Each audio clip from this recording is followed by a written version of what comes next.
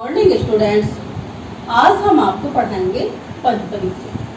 पद परिचय पद परिचय को जानने से पहले हमें कुछ महत्वपूर्ण बातों के बारे में जानकारी होना अनिवार्य है। जैसे कि पदों के बारे में जानने से पहले हमें पता होना चाहिए कि शब्द क्या होते हैं। शब्द की परिभाषा को हम सबसे पहले पढ़ें। वर्णों के सार्थक समूह को शब्द कहते हैं। सार्थक जिसका कुछ अर्थ होता है, अर्थक निरर्थक समूह को नहीं, वर्णों के सार्थक समूह को। वर्ण होती है भाषा की सबसे छोटी इकाई, जिसे हम अक्षर भी कहते हैं। वर्णों के मिलने से शब्द बनते हैं और शब्दों का जो सार्थक समूह होगा वह वर्णों का जो सार्थक समूह होगा वह शब्द कहलाएगा। आगे जब हम शब्दों का हमें पता चला तो उसके बाद हम पद को जानेंगे। पद क्या है?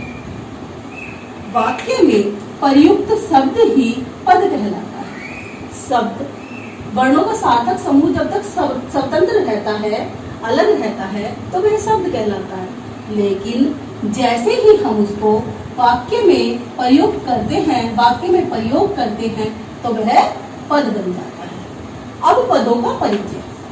पद का व्याकरण की दृष्टि से परिचय देना ही पद परिचय कहलाता है। अर्थात पद के बारे में सारी जानकारी व्याकरण की दृष्टि से देना। पद के बारे में सब कुछ बताना कि भाई ये कौन सा इसमें लिंग है, कौन सा वचन है, कौन सा कारक इसमें प्रयुक्त हुआ है। इन सब बातों की जानकारी जब हम देंगे तो वह पद परिचय कहलाएगा। पदों के कितने प्रकार होते हैं बच्चों? पद दो प्रकार के होते हैं। पद के दो प्रकार होते हैं। पहला विकारी और दूसरा अविकारी। अब ये विकारी क्या है और अविकारी क्या है, पहले इसके बारे में जानो।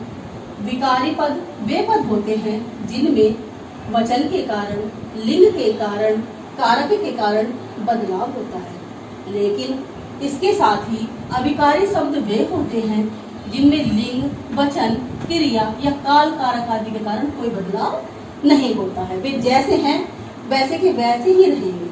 या अविकारी पदों को हम अव्यय पद भी कह देते हैं, जिनमें कोई बदलाव ना हो। विकारी पदों में बदलाव होगा लेकिन अविकारी पदों में कोई बदलाव नहीं होगा। तो विकारी जो पद हैं वह चार प्रकार के होते हैं। पहला संज्ञा, दूसरा सर्वनाम, तीसरा विशेषण और चौथा होता है क्रिया। अब संज्ञा क्या है? संज्ञा वे शब्द होते हैं जो किसी व्यक्ति, स्थान या वस्तु के बारे में हमें जानकारी देते हैं। संज्ञा के तीन भेद होते हैं। पहला व्यक्तिवाचक, दूसरा जातिवाचक। जातिवाचक संज्ञा के दो भेद भी माने जाते हैं, जो है समूहवाचक और दूसरा द्रव्यवाचक। इसके साथ तीसरा भेद होता है संज्ञा का भाववाचक संज्ञा। सर्वनाम। सर्वनाम के बच्चों 6 भेद होते हैं। पहला पुरुषवाचक सर्वनाम, दूसरा निश्चयवाचक जिससे किसी के निश्चित चीज का पता चलता है कि जो हम कह रहे हैं वही है। अनिश्चयवाचक जिसमें कुछ निश्चित न हो। तीसरा प्रश्नवाचक, किसी से कोई प्रश्न किया जाए। आगे संबंधवाचक, जो किसी के साथ संबंध को दर्शाता है। और लास्ट होता है निजवाचक, जिसमें मैं या स्वयं की जानकारी दी जाती है। विशेषण, जो शब्द संज्ञा या सर्वनाम की विशेषता बताएं वे विशेषण शब्द कहलाते हैं। विशेषण के 4 भेद होते हैं। पहला गुणवाचक, जो किसी पदार्थ के गुण, दोष, अवस्था आदि का बोध कराए वह गुणवाचक विशेषण। दूसरा परिमाणवाचक, जो किसी पदार्थ की मात्रा का भेद कराते हैं।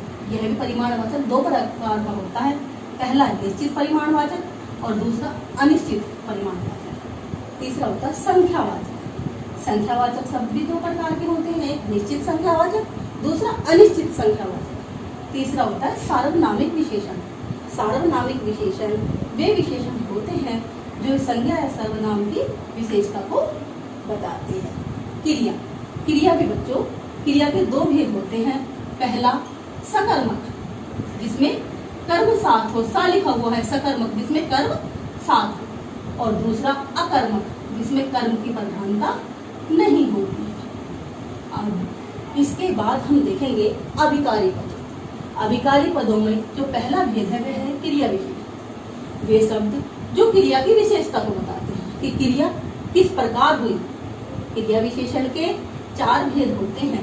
पहला कालवाचक, दूसरा रीतिवाचक, तीसरा स्थानवाचक, चौथा परिमाणवाचक। कालवाचक क्रिया विशेषण वह विशेषण होता है जिससे हमें पता चलता है क्रिया किस समय में। दूसरा होता है रीतिवाचक कि क्रिया किस प्रकार हुई, विधि से हुई, क्रिया जो संपन्न हुई किस विधि से हुई। तीसरा होता है स्थानवाचक कि क्रिया हमारे पास है हुई या थोड़ा दूर हुई। नेक्स्ट परिमाणवाचक कि इतना उतना ये शब्द जो होंगे ये परिमाणवाचक क्रिया विशेषण के हैं। आगे अभिकारी पदों के अंतर्गत संबंध बोधक शब्द भी आते हैं। संबंध बोधक शब्द जैसे के पास, के दूर, के साथ, के आगे, के पीछे, जो क्रिया के साथ संबंध बताए। आगे समुच्चय बोधक, समुच्चय बोधक जो दो पदों को जोड़ दे। परंतु, किंतु, अगर मगर बहुत सारे होंगे। नेक्स्ट है विस्मयादि बोधक, जिन पदों को देखकर या सुनकर हमें एकदम से आश्चर्य हो, दुख भी हो सकता है, खुशी भी हो सकती है, घृणा भी हो सकती है। विस्मयादि बोधक के बहुत सारे भेद। आगे लास्ट बचता है हमारा अभिकारी पदों के जो अंतर्गत आता है वह आता है निपात। निपात वे शब्द होते हैं, वे पद होते हैं जो किसी बात पर बल देने के लिए प्रयोग में लाए जाते हैं। जैसे तो, भी, अभी, तक, बहुत सारे। आगे अब मैं तुम्हें इनके एग्जाम्पल बताऊंगी और एक दो सेंटेंस को सोल्व करके बताऊंगी कि पद परिचय यदि एग्जाम में आता है तो आप उस पद परिचय को किस प्रकार सोल्व करोगे। इसका एक उदाहरण देकर समझाते हैं।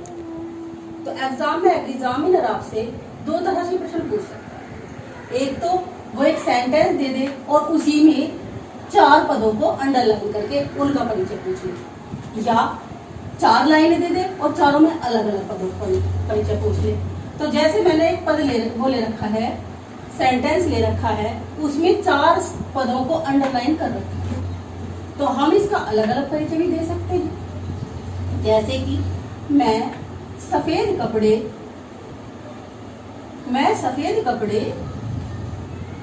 पहनता हूँ, मैं सफेद कपड़े पहनता हूँ। अब मैं क्या है, मैं को डिफाइन करो। सबसे पहले मैं के बारे में बताओ। मैं है बच्चों सर्वनाम, उत्तम पुरुष, एक वचन और कर्ता, क्योंकि कार्य को जो करने वाला है वो मैं है। इसमें जो सफेद शब्द दिया वह पूर्ववाचक विशेषण है और पुल्लिंग है। इसके साथ कपड़े, कपड़े क्या है, कपड़े जातिवाचक संज्ञा है। कपड़े को देख के पता चल जाएगा कपड़े जो होते हैं ऐसे इस टाइप के होते हैं, तो वो पूरे समूह का बोध करा देता है कपड़ा।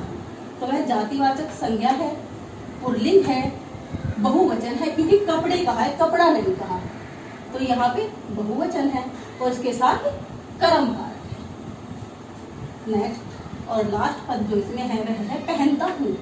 पहनता हूँ में कौन सी क्रिया है, क्योंकि कपड़े हैं, क्या पहनता है क्वेश्चन आया हमारे दिमाग में एकदम से, तो हमें समझ आ गया कि मैं कपड़े पहनता हूँ, तो मैं हमारा क्वेश्चन बन जाता है मैं क्या पहनता हूँ। और जब इस टाइप का क्वेश्चन बन जाता है तो वह क्रिया सकर्मक क्रिया हो जाती है। तो पहनता हूँ सकर्मक क्रिया है, कर्तृवाच्य है, पुल्लिंग है, एक वचन है और कर्ता कारक है। नेक्स्ट हमारा जो उदाहरण है वह अभिकारी पदों का है। वह बगीचे के सामने बैठी। तो इनके लिंग वचन तो चलते नहीं है बच्चों, सीधा इन्होंने के सामने को हमने अंडरलाइन कर दिया और के सामने के बारे में हम बताएंगे। तो के सामने क्या है, मैंने आपको बताया था, के सामने, के आगे, के पीछे, ये जहाँ भी आएंगे वहाँ पे संबंध बोधक है। तो के सामने का अर्थ हो जाएगा संबंध बोधक और हमारे पद का परिचय हो जाएगा के सामने जो पद है इसका परिचय होगा संबंध। धन्यवाद।